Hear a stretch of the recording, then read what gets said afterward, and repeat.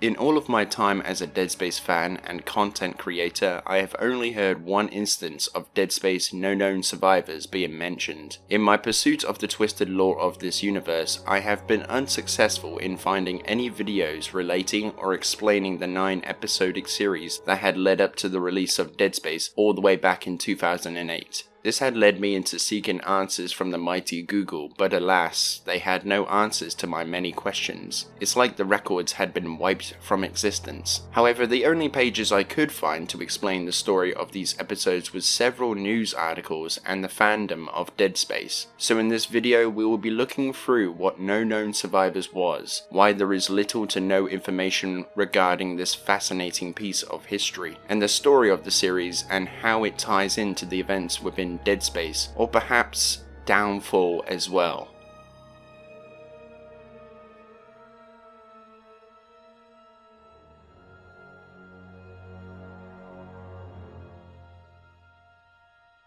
No Known Survivors was an episodic series that would release once every week, 9 weeks leading up to Dead Space's release date, to build up hype for the game as an additional lore piece. The page would be presented as a flash game, which when opened you would be presented with 8 objects floating in space, which would transform into a severed limb of a necromorph with the corresponding episodes. This game would be reminiscent of I Love Bees, leading up to the eventual release of Halo 2, but taken in a different direction.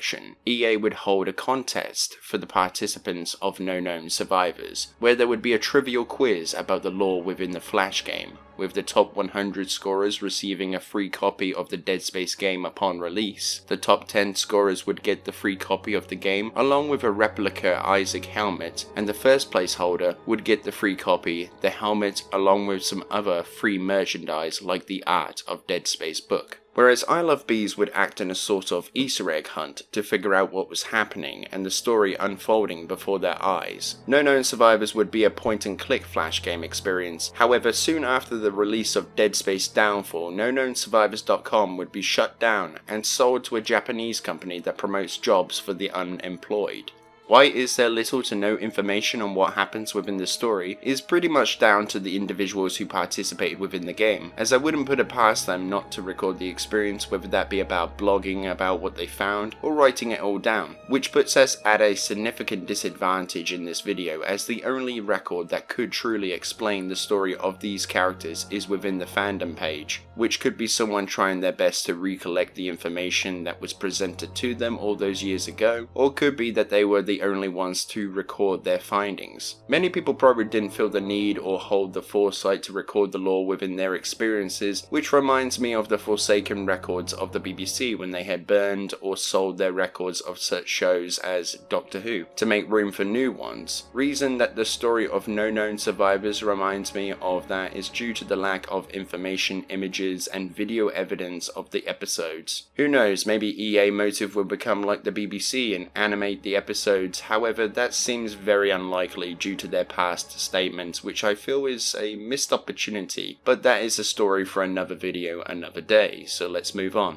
There are screenshots of certain parts of the story that are available through research, along with 3 audio clips and 1 video, which I will provide to you to back up the story. However, some of this part will be down to theorizing, as there is no hardcore definitive proof to back up claims made by those within the fandom. However, one theory I think may shock you or even enlighten you to the possibilities of Dead Space No Known Survivors.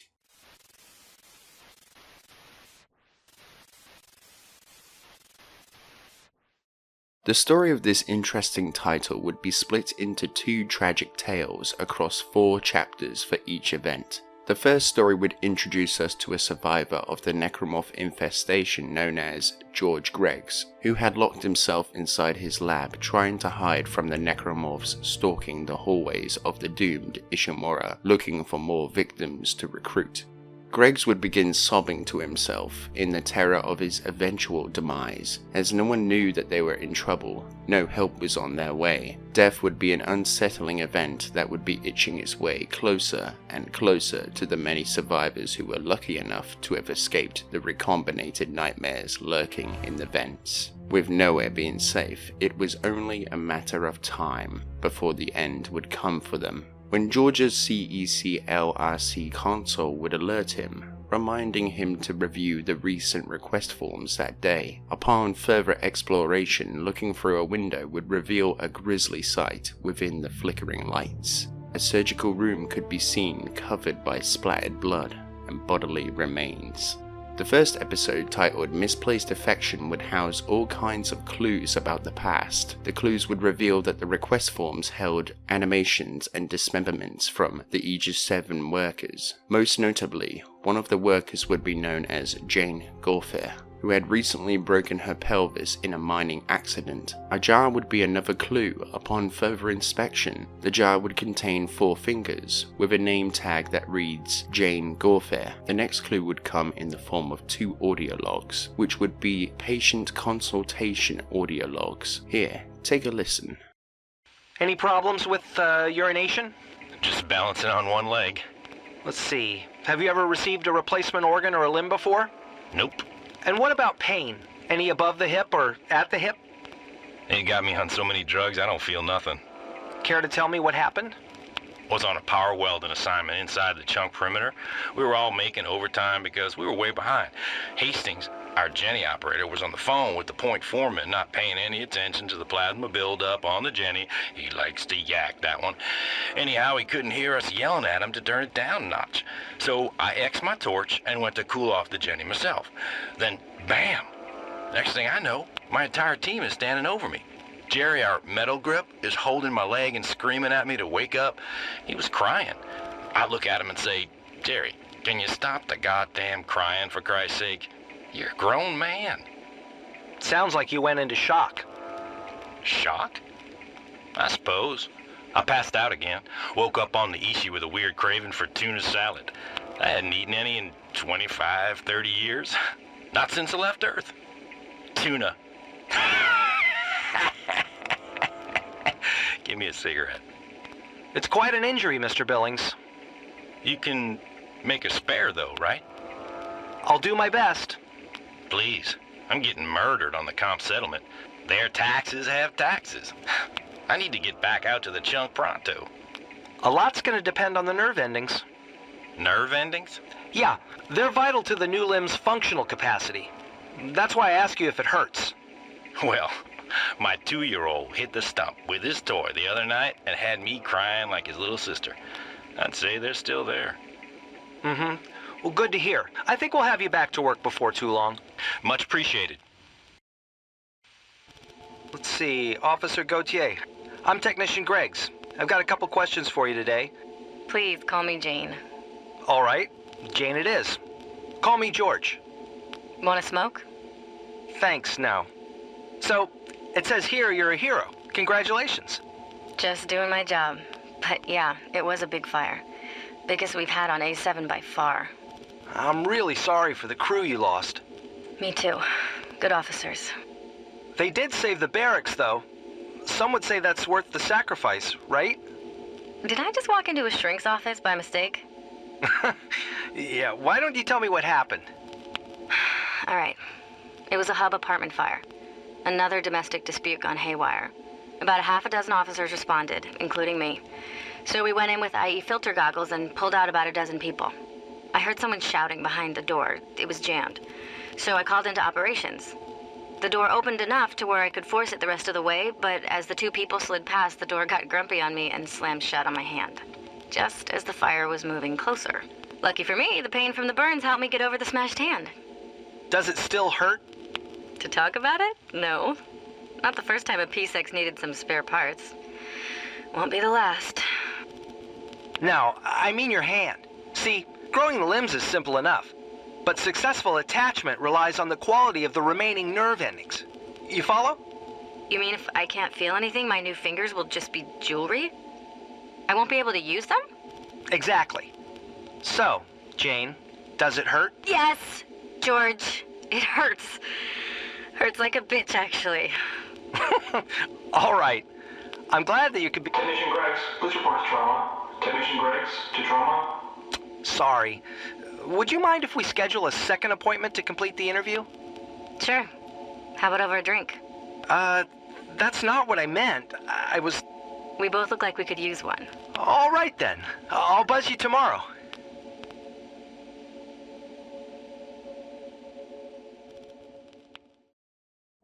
If users waited long enough while looking at the console, they could begin hearing a faint but understandable whisper coming from Gorfir, begging Greggs to save her.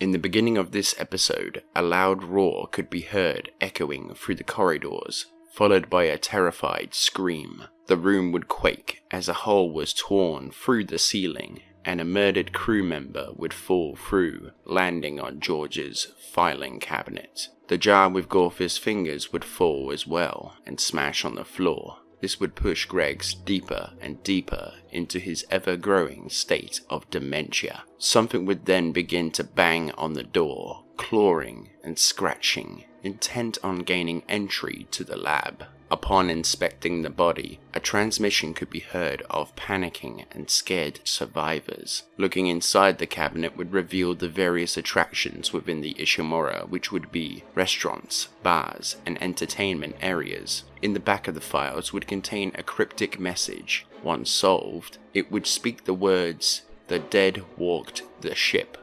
Jane's whispering could also be heard again, asking why he wasn't there for her. Other files would reveal a romantic relationship between Greggs and Gorfir. The chapter's subtitle would translate to Dream.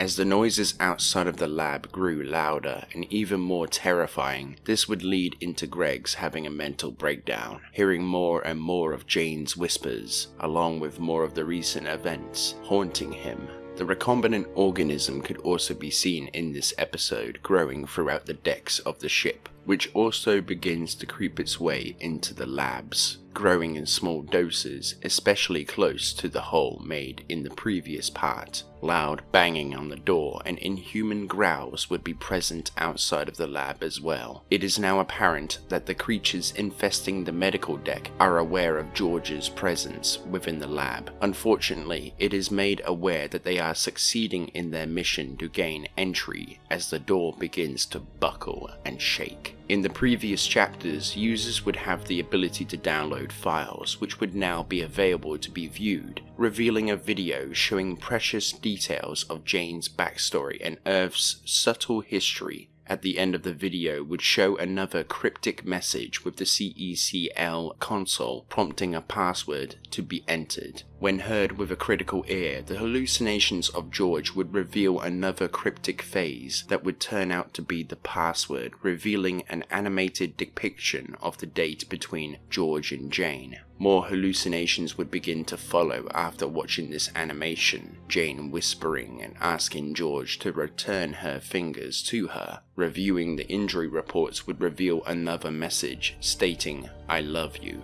The chapter's subtitle would be called Touch.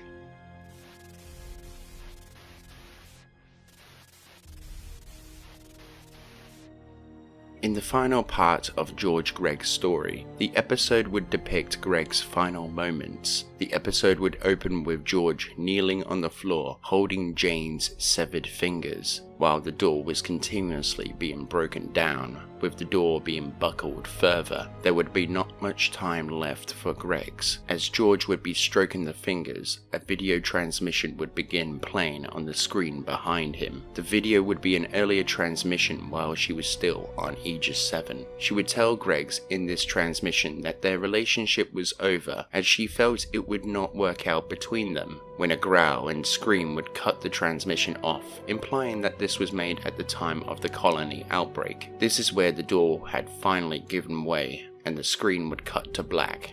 All that could be heard was Greggs screaming in agony as he was cut down by the scourge. When the screaming had faded and their slaughter had concluded, the screen would fade back in, showing the mutilated body of George Greggs lying motionlessly on the floor, with his hand still holding the fingers. Several tendrils would begin slithering out of the hand, with Jane's whispers returning with her saying, "Now we can always be together."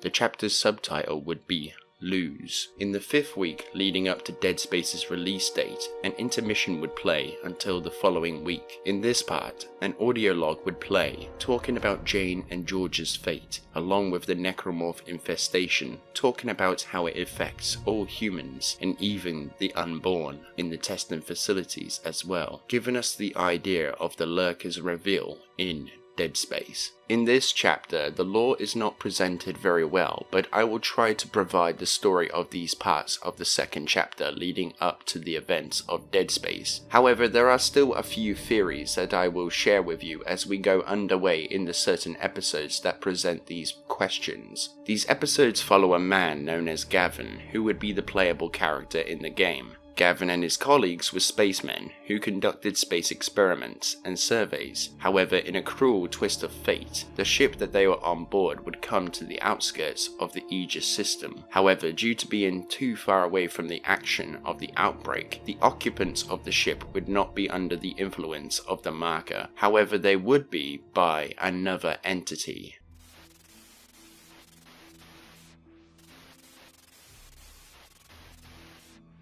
At the start of this episode, there would be a dead man on the floor that would be later known as Dennis. However, behind the body would be a TV with a video log sent from Gavin's daughter. The video would show a crude animation of 3 individuals, possibly Gavin, Dennis, and another crew member, that would have a cheery background track named 3 Happy Spacemen, which would replay as a lyric throughout the entire song. After this, Dennis's body could be seen not on the floor now, but slumped over a chair. If the player would stare out of the window long enough, they could see a planet off in the distance, which would be Aegis 7. A monitor was available to be interacted with in this episode, which would, when played, play a transmission from Gavin's wife, stating that their daughter is missing him, and asks for the video that he promised to send to Sally. However, there would also be a red blinking light coming from one of the other monitors, which would play a transmission notifying the characters about a distress call, but the players would not be able to play it due to it being archived. There would be other interactions in this episode, like the weekly routine board showing the body readings for stress measures. A video log would be on the floor showing the video that would be sent to Sally. However, something ominous would be inside the room as well, lurking within the shadows. Tilting the camera upward would reveal a hatch with a figure looking down at the player with a flickering light behind them. This entity would prompt Stefan to say that the shadow in the vent killed Dennis. At this point in the game, players were unknown to the identity of the man that they were playing, as so most would assume this dark, shadowy figure to be Gavin, when he would say that he didn't want it to be harder than it already was. The episode's subtitle was called Wait.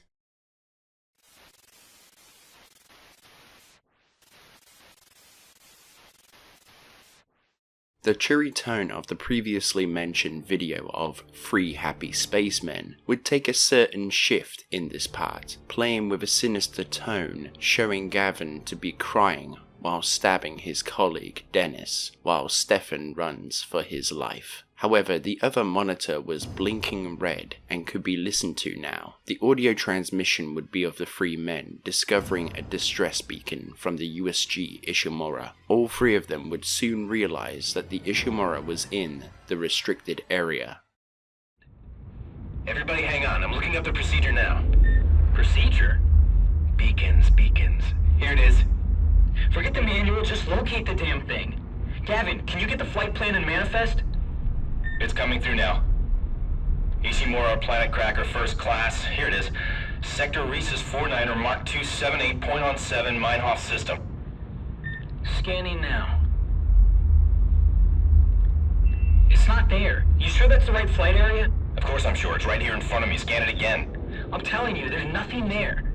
No ship activity listed in that entire sector. Trace the beacon. That could take hours. Like we've got better things to do with our time. Let's get started. Alright, backtrace set. Maybe we should call control while it's running. Wait, what? What? It's traced already. That's impossible. It'd have to be right in our backyard to come back that fast. then that's where it must be. What the hell's a planet cracker doing all the way out here? What the? It's in the Aegis cluster. No way. Check it again. I just did. But the Aegis system is prohibited space. Gavin, you look like you've seen a ghost. Get on spot 1. Man, this is exciting. Exciting? If we're right, the Ishimura is breaking about 20 interspace laws. Federal, local, military. Okay, the check's confirmed. Aegis 7. It's in orbit. The friggin' Ishimura is orbiting Aegis 7. Gavin, try hailing them or something. Gavin? Huh? Oh, yeah. Gavin, you know the routine. Get your comms on. Gavin, where are you going? Hail the Ishimura. I have to go. Gavin, come on. This is big. You can't leave now. Hail them, Stefan.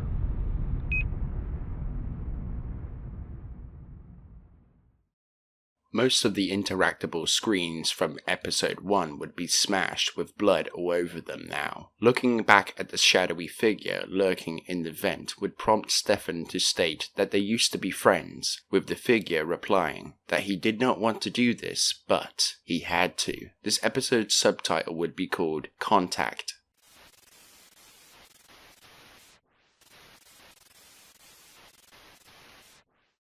At the start of the episode, an item would drop from the hatch above. Upon further inspection, it would be a transmission log from Gavin to an unknown individual. Gavin told the man about the Ishimura, and the other crew members knowing about it as well. The man instructed Gavin to execute Eventuality 117 and wait for pickup. Gavin protested to the option, but was told that his family may be in danger if he did not carry the task out. This would further explain the reason that he suddenly killed Dennis and planned on killing Stefan. Once again, Sally's video could be played. However, it would become more distorted and sinister this time, showing Gavin pulling Stefan into view, kicking and crying, all the while Gavin was stabbing him to death. After Stefan was dead, Gavin would drop to his knees, crying to himself. The chapter's subtitle would be called Lie.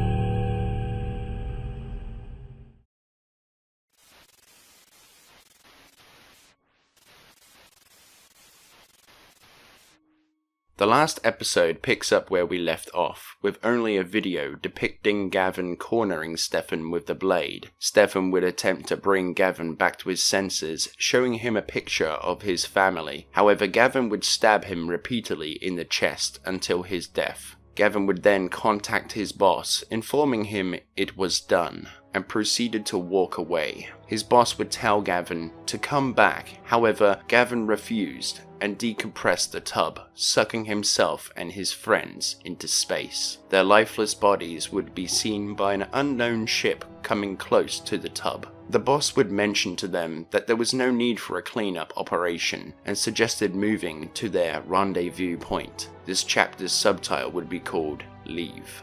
Now we come to the big question of the video. Was the ship in the second story 13 in fact the USM Valor? And to put everyone's minds to rest, I have to say in my opinion it was in fact not. See, the reason I have come to that conclusion is because after reading through the fandom, I came to the same conclusion that the ship must have found the beacon after chapter 7. However, the Valor at this time would not be on the outskirts of the system, but rather closer to the Ishimura, and the crew would have most likely have known about their mission beforehand. The crew in the audio log sounds confused at these turn of events, almost shocked that a planet cracker had the nerve to break the Earth government law. I also looked at other news sites from 2008 and other archived pieces of information from other journalists, and it seems to back up my theory. So you must be asking yourself, well, if the beacon sent out by Isaac and Kendra was found by the Valor, then how did the spacemen find it? Unless it was not the beacon, but someone else's beacon. Well, for that there are two likely candidates for these turn of events, one being Temple and Elizabeth are also looking for a beacon to send out for help in escaping the nightmare present within the Ishimura, but the most likely would be Elisa Vincent also sends out a vidlog attached to a distress beacon, so that it's quite possible that 13 is happening at the same time as Downfall, as let's not forget that Downfall was released 2 weeks after Dead Space, and it is very likely that the two teams working on these separate projects did communicate heavily for the lore.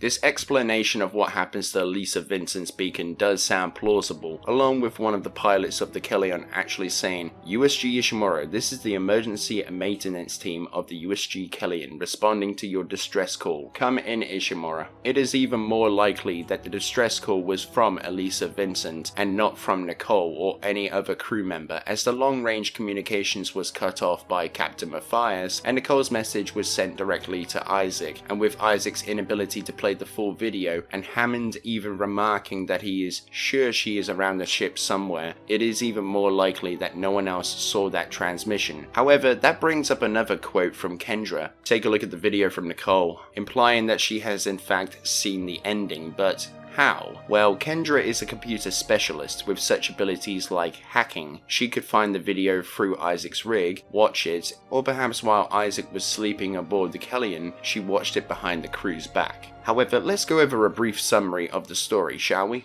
The first story, Misplaced Affection, places you in the shoes of George Greggs, an organ replacement technician. Locked away in his lab, he is left with nothing to do but wait to die, and look over his previous case files. We learn in this story that George took an interest in one of his patients, a woman named Jane, who lost 3 fingers in a fire rescue accident. In this story, we are shown various hallucinations that fill in the cracks of the story, regardless if some of the parts of the story are missing due to the collapse of the website. The story is a dark and tragic one, showing George's last few moments before being ripped to pieces and left for the recombinant organism to reshape it in its own twisted image. The second story, 13, takes place on a small ship through the eyes of Gavin, one of the men who live aboard the vessel. Their job is to watch the stars, keeping an eye out for ships entering unauthorized space. Gavin is a family man, but gets caught up in more than he can handle, leaving him with an impossible choice. Shortly after coming across a distress beacon, his boss informs him to kill his crew members, which he does to keep his family safe. However, he would not be able to live with the demons that were born within his mind after killing his former colleagues, prompting the ships to go to the designated area and report their findings. Thank you for watching. If you enjoyed the video, then hit the video up with a like rating, comment your thoughts below, and I look forward to hearing from you. Become a champion of the Alliance today for exclusive rewards and recognition in the videos. Thank you to all of my channel members for your extra support. I really do appreciate the extra mile that you go for me. And if you want more from this channel, then subscribe to be a part of the British Alliance and ring in that notification bell to be notified of all updates and new content, whether that be streams, posts, and new future videos, and I will see all of you,